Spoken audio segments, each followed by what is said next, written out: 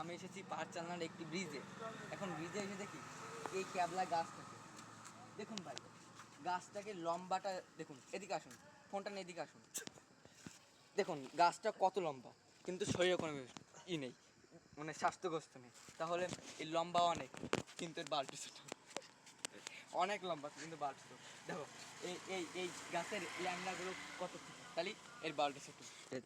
দেখুন গাইস, ওই ওই দেখুন আরেকটা ছেলে। হ্যাঁ, এই সেই চোর না, এই সেই চোর না, এই যে সেই চোর, এ ধরেছি, এই সেই ঢাপ চোর, ঢাপ চোর, ঢাপ চোর, ডাব চোরকে ধরেছে, ডাব চোর, ডাব চোর, ডাব চোর, এই যে সেই ডাব চোর।